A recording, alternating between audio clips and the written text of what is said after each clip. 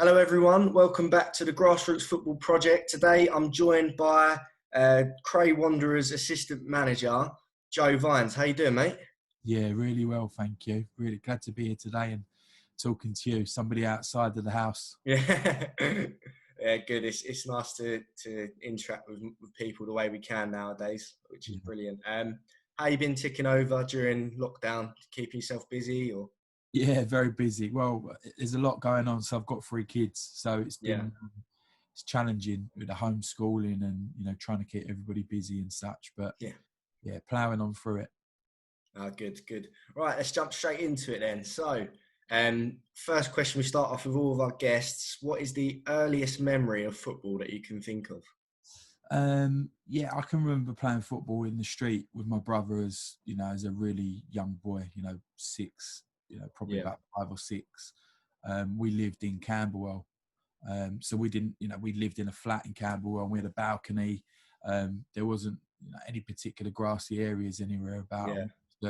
Literally, we were, the original street footballers out there on the concrete, kicking a football against the cars and garage doors and things like that, and annoying the neighbours. Yeah, oh, brilliant. Sounds good. So playing with your brothers and stuff, what made you sort of go and join a team? How did that come about? So we moved from Camberwell to Sidcup when I was 10. And then the whole world, the world of possibilities opened up with grass football pitches, and it just seemed, my brother is a couple of years younger than me. He joined the local club at the time, which was Cray Lions. Oh, right, yeah. And then I sort of got introduced via that. So I started really late. I didn't start playing till sort of 11. I think just 11, 12 maybe. So I came into the game really, or organised football really, and that sort of kick-started me onto what's come since then. Yeah, definitely. And we'll talk about that. You played quite a decent level. How did it sort of come about that you? When was the moment when you realised, you know what, I'm quite decent, I am, and really sort of. I always thought I was decent, but I think I was quite a late developer physically. So I wouldn't have said that I stood out as a player in a sort of, 13, 14, 15. I played for the school team. I played for my local team, which was a Bexley League side of Cray Lions. But I never really, I went for district trials, never got in, in a pretty good Bromley district side at secondary school level. And I just enjoyed football. I wasn't really ever that worried about being a professional or, I never spoke about I wanted to be a footballer, but I wanted to play football. So for me, I got to 16, 17, and obviously I've got thick bloody glasses, milk bottle glasses. And I got contact lenses at 17. And my game really kicked on because I could see clearly when I was playing.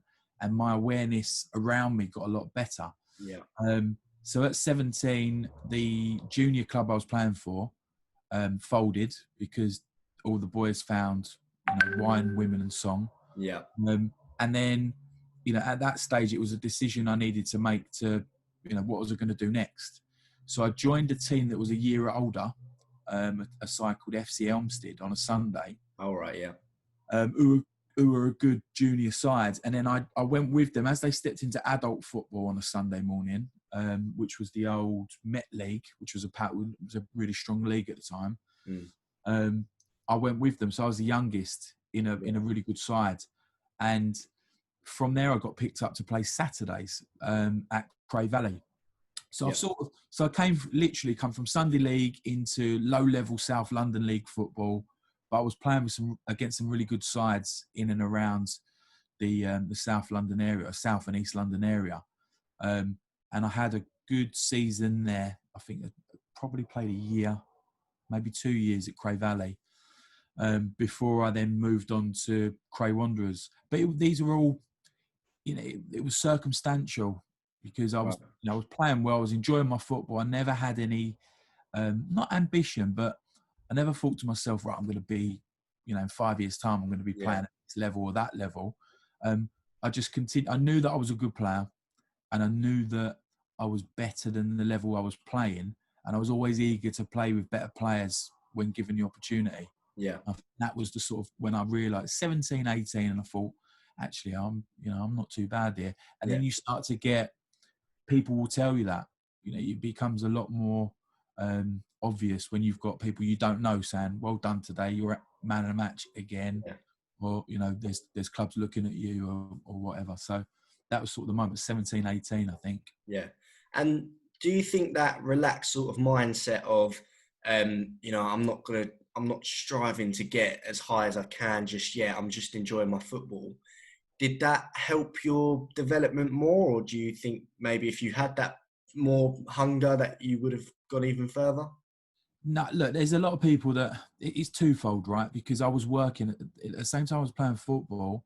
I started working at 17, Mm. and I'd always and I liked money, Yeah. so I wasn't concerned about I like nice things. I like to have my own money in my pocket, and I like to drink, and I like to go out.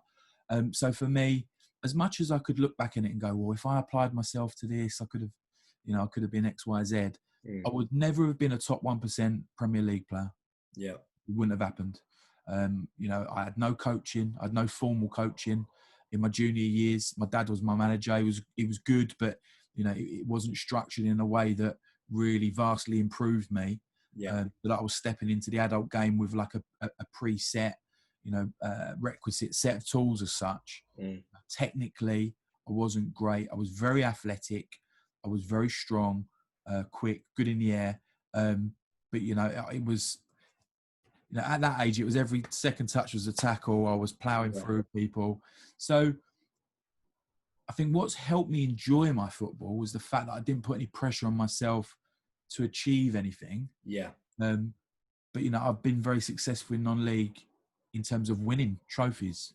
Yeah. So I was happy with my lot. I was very respectful of the teammates that I played with. And I played to their strengths and their weaknesses, and them to mine. And I was a very competitive individual, still am. So Yeah. I love to win trophies, but I don't have that bitterness of saying I never made it, I should have made it. I had a knee injury, or if I'd have got that opportunity. Yeah. It was all down to me. What I achieved was down to me, and what I didn't achieve was down to me. And I think sometimes you've got to have that mentality where you look at yourself first before anyone else. And I've had a great time playing football. I've got no regrets of it, none whatsoever. Yeah.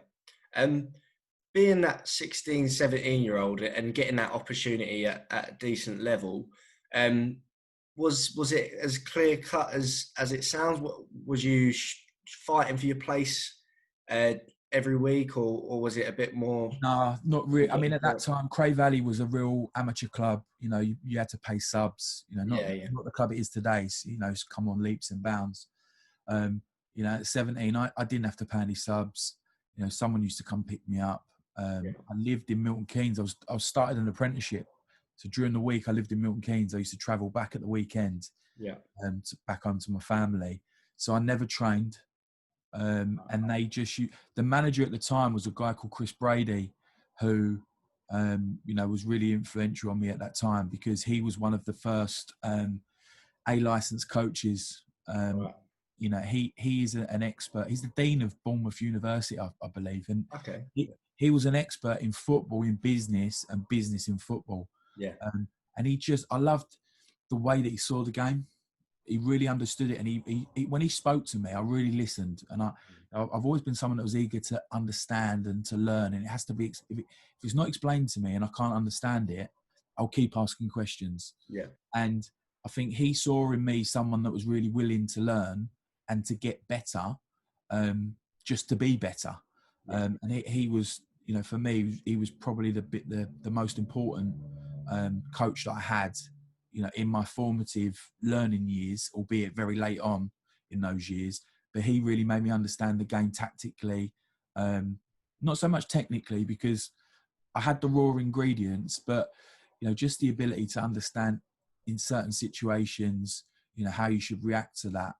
Just the basics of coaching that you would be teaching your boys at the moment. But I never really had that grounding, not to the same level that he delivered to me. Yeah. Brilliant. And moving on slightly throughout your career, how much did that help you to, as you say, when you're winning titles or trophies and stuff like that, and getting higher up in sort of standard of playing? Yeah, I think I got better as I played with better players, if that makes sense. So I was, I'm not doing myself a disservice. I always enjoyed being the worst player in a really good side, technically. Yeah. And when you talk about things like, there's a lot of cliches that get thrown around in football, and people say, go back to the basics, Yeah. but you have to understand what those basics are. Exactly. Yeah. Be able to revert back to those. So, I was a centre half. Things such as don't let the ball bounce. If there's an aerial ball that's coming into a defensive position and you think you're Rio Ferdinand and you're trying to bring it down on the chest and play in your own 18-yard box, don't do it. Yeah. Head it clear, or, punch a volley back out in the direction it came. If you do have time, fine, have a touch, find an easy pass. But, and then a lot of it comes with experience. These situational reactions, you will only learn having experienced them before. So if you control the ball in 18-yard box, someone nicks the ball for you and scores, you shouldn't really do it again. Yeah. So it's that. So I suppose I was very good at the basics. I did the basics really well and really consistently. For anybody that knows me or played with me or seen me play, the biggest issue with my career as a whole was my disciplinary record. Yeah. I was, whether it was, I was very competitive, and also very emotional. Okay. So, I used to play on the edge, and some people are uncomfortable with that. Have people saying, "You calm down," but I couldn't play unless I was invested in the game, which meant some kind of emotional, investment in it as well. Whether I was having a tussle with a centre forward or, arguing with the ref or whatever it was. I'm not saying it was a good thing, but it was playing on that edge was what gave me a little bit of an advantage over others. Yeah. Going into that tackle and you really meant it. So learning to harness that, I think, is a really useful tool for young players in particular. Not to go too wild, but certainly care about what you're doing. Yeah, no, that's brilliant. I definitely, I feel like I can relate to that. I like that aspect of being emotionally invested, and that gives you an extra boost during the game to help you out. So it's from the sounds of it, you're a regular, you're playing well, you're doing the basics correctly, and you're very consistent. For any young player that's out there watching that wants to make a career in football or wants to play at a high level consistently, what are the things that they should be doing, or what should they be showing to the coaches to be able to get that place and maintain that place in the side? Yeah, I mean, certainly I think the training side of it is, the training aspect is hugely important. So, being able to take information on, and sometimes it's not about understanding it immediately, and being comfortable being uncomfortable. So if you're in the dressing room and the coach or the manager is addressing the entire squad and saying, right, today we're playing this formation, the opposition is playing in this way, and we're going to manipulate their formation in this way, and you don't understand, being a nodding dog is not a good idea. What you don't want to be is disruptive, and you don't want to question the coach. If you've got a question for the coach that is in disagreement with his view, you should always try and do that privately. But if you don't understand and you're sitting there and the coach says, right, does everyone understand that? And you, yeah. And then you go out on the pitch or the training field and you're not understanding it and you're not getting it, that's on you. Yeah. You have to be brave enough, whether you're an extrovert or an introvert, right, it doesn't matter. You have to be bold enough to go, well, this is about me, because realistically, this is going to come back to me as an individual. So you say, look, I don't quite understand. Can you run through that again? Or could you explain it? or you might be a visual learner, Mm. or you might need someone to show you, physically show you, right, in this position, you need to be here. So you've got to understand how you learn, and you need to really, in my opinion, you need to put yourself forward to learn in that fashion. You make it clear to everyone around you, look, I don't understand. You're going to need to explain that, or you're going to need to show me. And I think for me, that was the biggest part of learning and progressing quickly, was that I was never afraid to ask questions. I was never afraid to admit that I didn't know something. Perfect, mate. Great points you bring up there, and it really is a good insight to how they can maintain their place in the team. We'll move on now. Coaching career, managing career. What got you into that? It's interesting because obviously I played 20 odd years at the non-league level. I did the tour of all the teams in South London and Sussex and Kent and North Kent. And then I went to play for Cray Wanderers for the third time. Tony Russell and his assistant at the time, Ray Powell. Ray Powell's a good friend of mine. And I wasn't playing at the time. I'd sort of half retired as such. I'd stopped playing for a bit. I had a bit of a suspension again. Yeah. And I'd stopped playing. And they said, look, can you do us a favour? Can you come in for a couple of games just to cover? We've got a suspension and an injury, and we've got a really good young centre-half that could benefit from, a little bit of your advice and, working alongside him. So I went in there for I ended up being there for about 10 or 12 games, I think. And the young boy that played alongside me, he got a move to Brentford. Wow.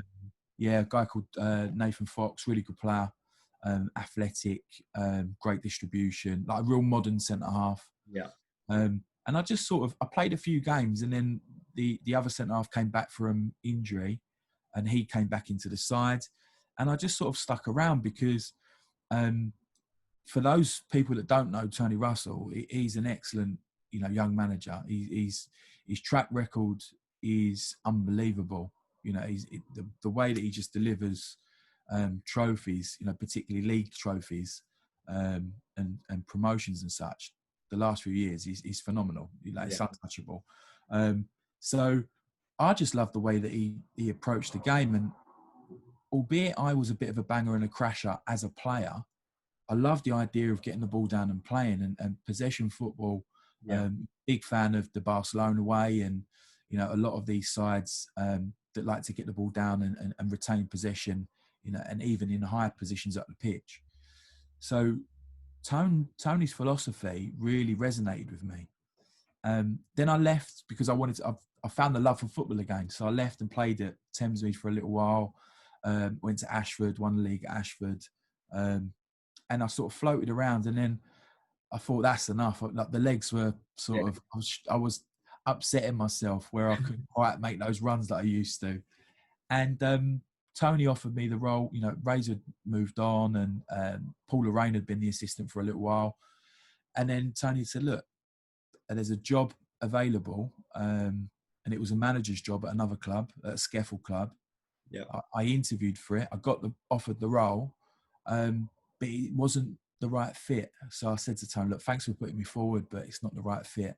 Yeah. And he said, well, why don't you just come be my assistant? Because my job was, there was more commitment with my job. And I said, I can't really commit to X, Y, Z. And he said, well, just come in, just see how it goes. You haven't really got to do much. You just sort of be around, and I need a sounding board. I need someone that I can trust to not just be a yes man. So I sort of took him up on that offer. But Tony's a slippery fish because he knew the sort of person I am. I was going to go knee deep. I was going to go 2-footed into it. Yeah. So, the only thing that I don't do at this moment in time, like 3 years in, I don't go out and watch games in the week, which I think is a necessary evil. If you're going to be a number one, you've got to go and watch games. You've got to know your landscape and your opposition and how they shape up. But because of my work and because of my young family, I can't commit to that. But what he's got me doing is everything else I possibly can. So we sort of speak every day. We do an analysis session on a Monday, yoga. We do a Wednesday session that is like really well thought out and really well planned.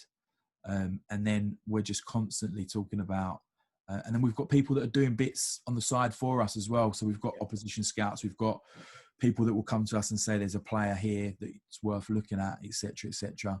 And we're just sort of, as a management team. So Tony, myself, and Nathan White as the coach, we sort of cover all the bases. Mm.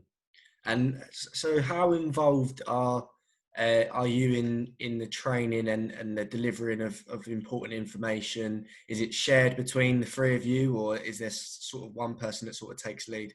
Yeah, I mean, Tone's the main man. He's the number one, without a doubt. But it's definitely shared.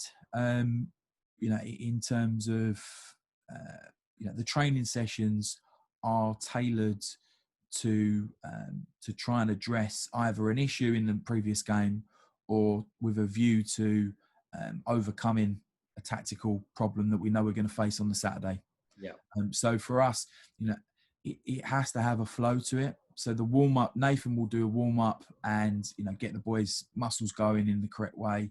We're quite, I wouldn't say, we're not scientific about it, but we've got a certain way of doing it. Yeah. We like high-intensity sessions because, playing part-time football, you have to understand that the boys need to get enjoyment out of it, out of training and matches, because they're giving up time outside of their busy lives. We only have a small window of opportunity to actually get tactical information into them. So we need to trust them to get, the physical side, i.e., do they go to the gym of their own accord? Are they out running? Whatever they're doing at the minute to keep them ticking over. Part of that, we have to trust them. And when we've got an hour and a half or 2 hours with them, they're getting bombarded.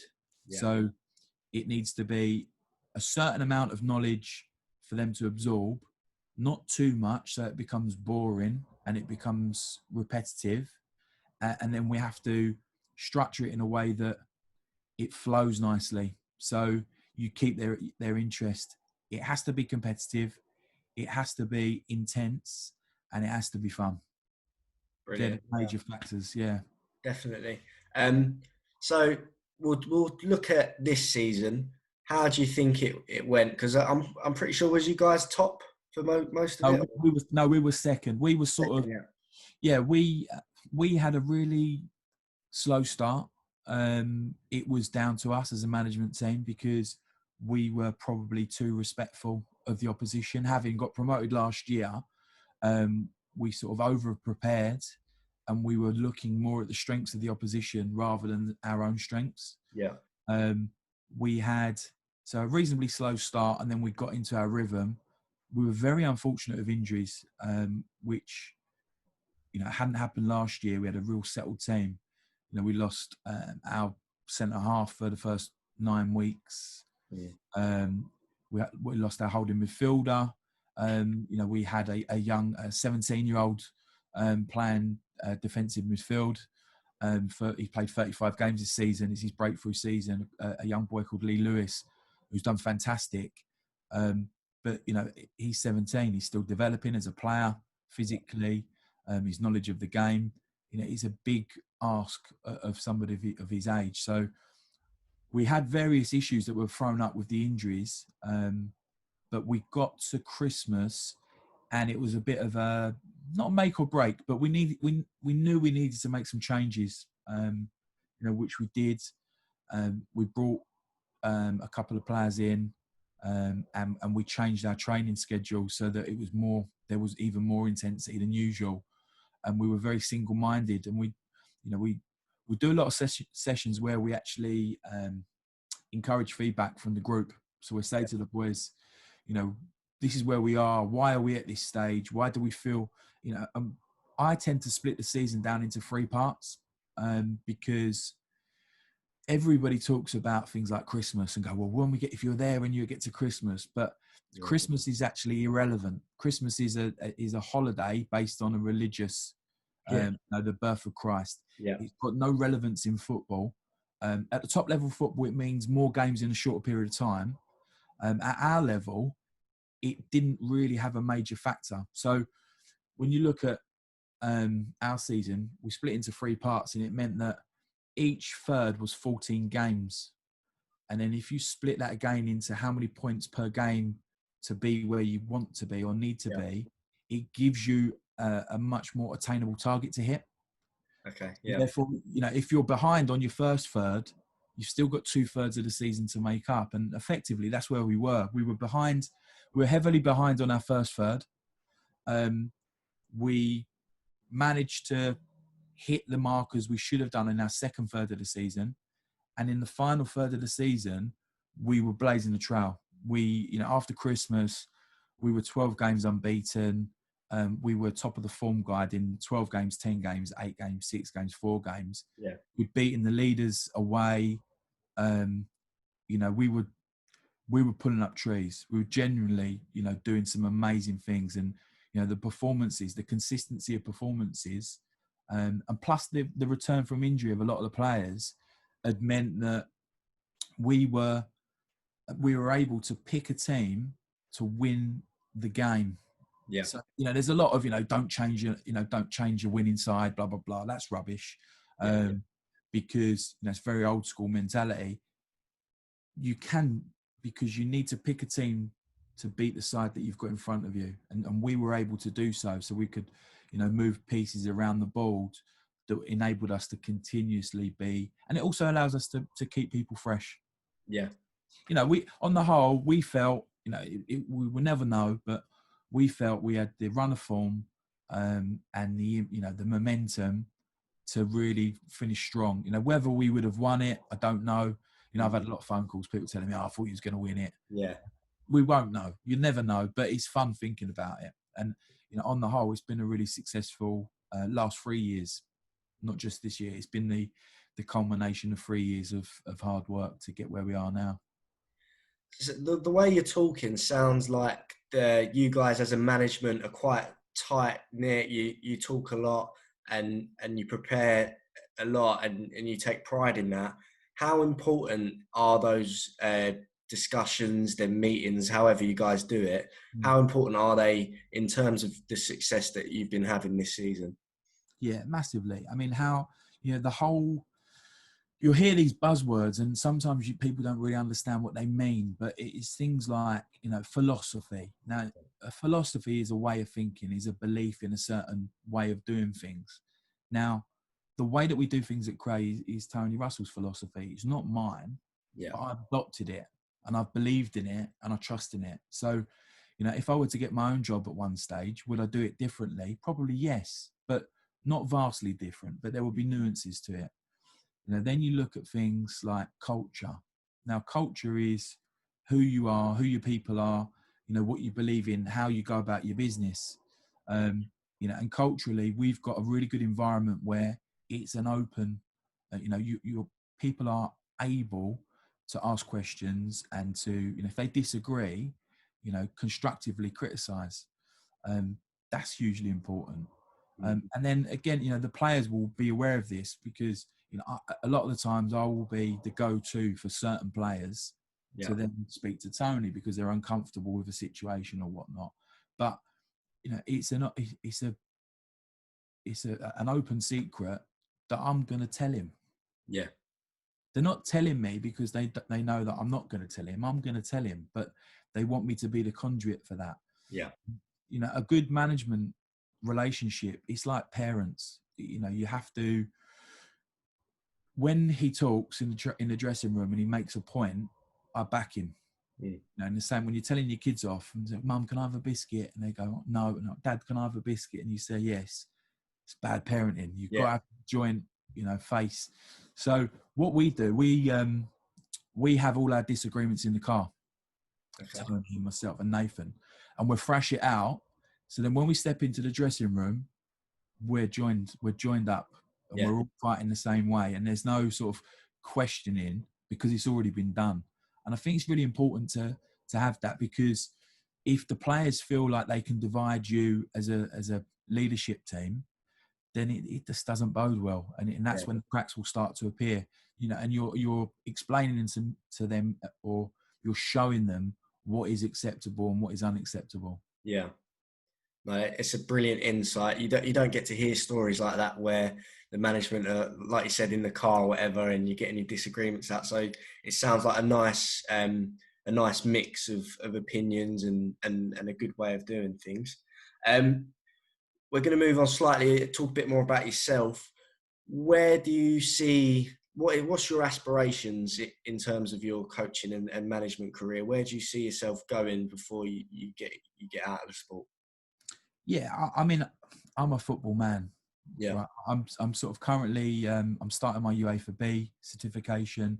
I did my level 2 when I was playing still.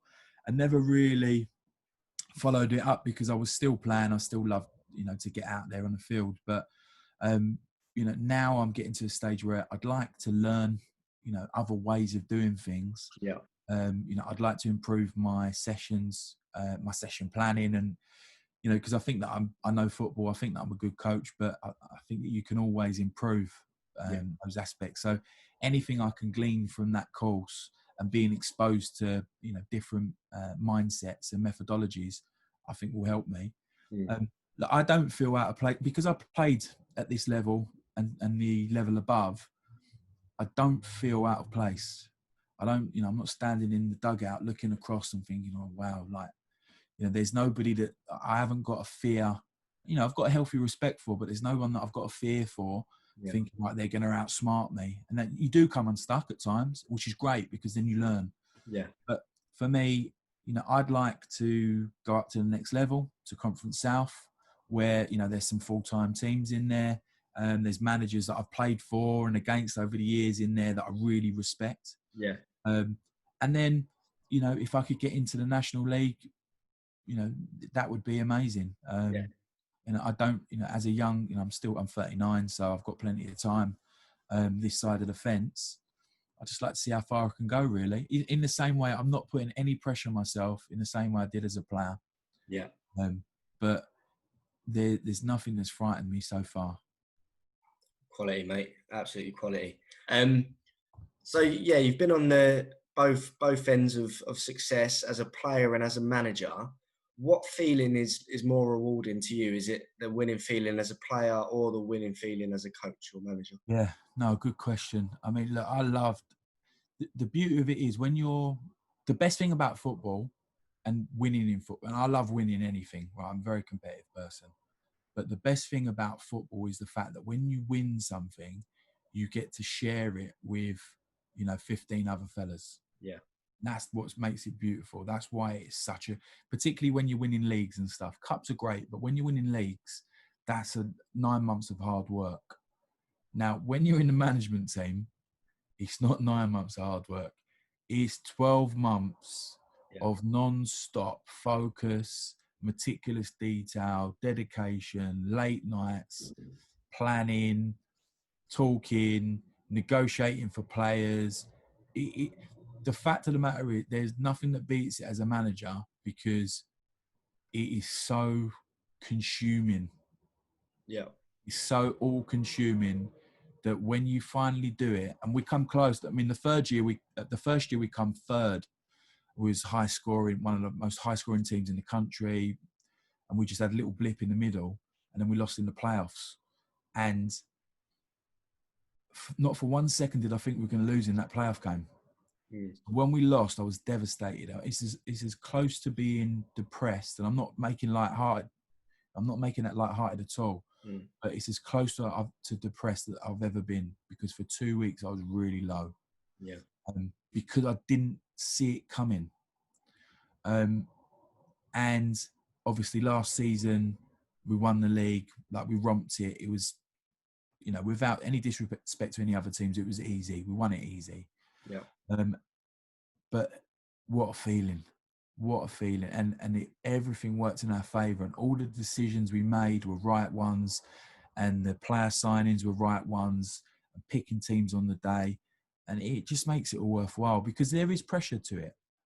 However which way, whether you've got 30,000 in the stadium or you've got 2 men and a dog, you put that pressure on yourself to achieve. And yeah, fantastic. So definitely on the management side. Quality, mate. we'll finish on quite a nice note. In terms of either playing or managing, what has been one of your proudest memories or moments that stick out and think, yeah, that was the one, that was quality that day was? Yeah, and when I played, well, a lot of my career, I got followed around by my little brother. So he played for most of the clubs I did. Yeah. Don't tell him, but he was a bit better than I was. So he's still playing just about. But yeah, he was like an amazing, prolific goal scorer. And we played at Tooting and Mitcham for 4 years together. Won a lot of trophies there. Won a few cups, and got promoted into this league, into the Isthmian Premier. But we got through to the first round of the FA Cup, and it was a tough journey to get there. And we beat Slough, who were throwing big money around at the time, and then we played Eastbourne Borough, who were in the Conference National side at the time. Yeah. And we were beating them 2-1 at home, and they scored a late equaliser. So we had to go down there on the Tuesday night away, all the way to Eastbourne. It was a long old way, and half a day off work. And they just expected they were going to win it. They thought, they had their little blip, and they were going to take us back to their place and batter us. And we beat them 4-2.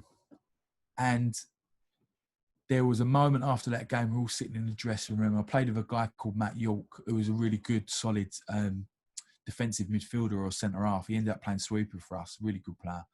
And Yorkie and I were, probably 27, 28 at the time. And we were sitting there crying like two little kids, because it was such a good moment. The tears were rolling. We weren't bawling our eyes out, but the tears were rolling. And we were, cuddling each other. But we ended up playing Stockport County in the first round away. We got battered. We got beat 5-0, but it was a great day out. But it was the game before. It was winning at Eastbourne when everybody had written us off. Had such a good dressing room, some really big characters in there. A boy called Mitchell Nelson, who went on to play for Bournemouth. He plays for me now, Mitch. He was 19 at the time. And we brought him to Cray. A guy called Alan McLeod, who was an ex-Scottish under-21, an Arsenal's player. So many good players in that side, but just it was the togetherness of it all. Yeah. Great moment. Yeah. Football's made for beautiful moments, and it definitely sounds like one. Joe, you've been amazing. Thanks for agreeing to come on. Brilliant stories. I was really invested in that. Guys, thank you for watching. If you enjoyed today's episode, please give it a like. Comment the sort of stuff that's Joe's helped you out with, or what you think, I agree with that, or whatever. Subscribe to the channel if you want to see more, and we'll see you next time. Thank you.